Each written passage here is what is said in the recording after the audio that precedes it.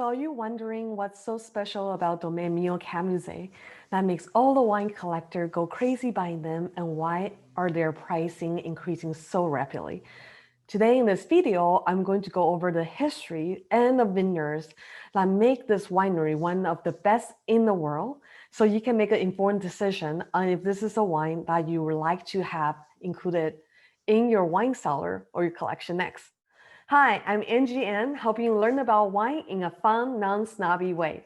I'm also your online source for great wine deals at www.angiesum.com. Hey, and if you're new here, make sure to click that subscribe button below and leave a comment so I know you're here. I really appreciate it. All right, let's get started. Well, there are more and more international wine collectors going after the ever so tiny region of Burgundy, making the top Burgundy producers such as DRC, Lacroix, and Roumier reaching a record-breaking exorbitant amount of price tag, and is out of most people's budget. With the demands not slowing, we are now seeing a new wave of Burgundy producer making it onto the world stage of awesome wines, and Meo Camuzet is definitely one that should be on your radar.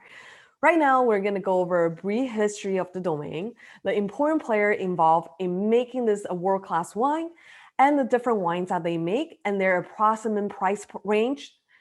Make sure you stick to the end because I'm going to recommend which of his wine you should try first and some alternatives to some of his most expensive labels. Now, a little history.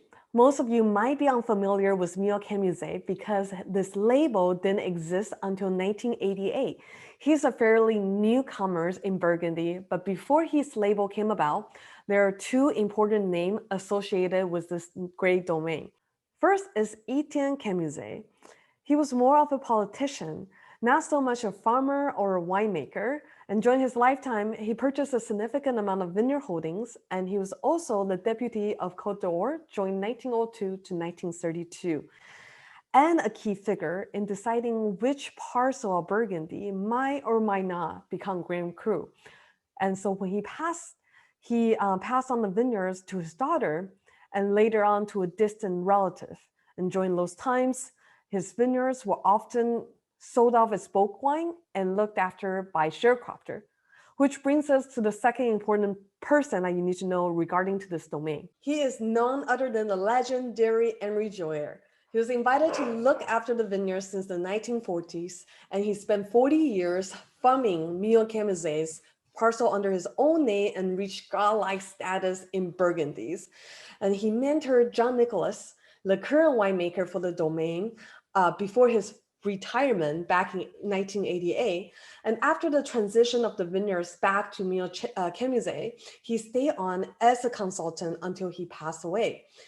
By the way, if you don't know who Henri Joyer is, or you'd like me to do an in-depth video on him, please leave a comment below and I'll get to work on that video next. So those two are the two important persons you need to know that set a foundation for Meo Camuzet being the legendary winery it is now.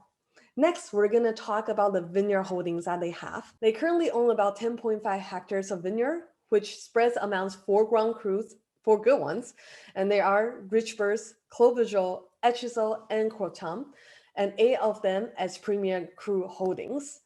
Most of their vineyards are located in Beaune Romani and Nuits Saint Georges, and they also make quite a few labels as Négociant under the same Meo Camuzet names, but with Furious Sous at the end, and the red text to differentiate it from their domain labeling. And their price range from $45 per bottle for their Bourgogne regional label all the way to their Richebourg on an average of $2,000 a bottle. I know the price point of $2,000 is probably not where most people would like to start. So my 2 pieces of bonus tip for you today is, 1, start with his Premier Cru from Nuits Saint Georges first, such as Premier Cru of Les Prairies or Aumôniers.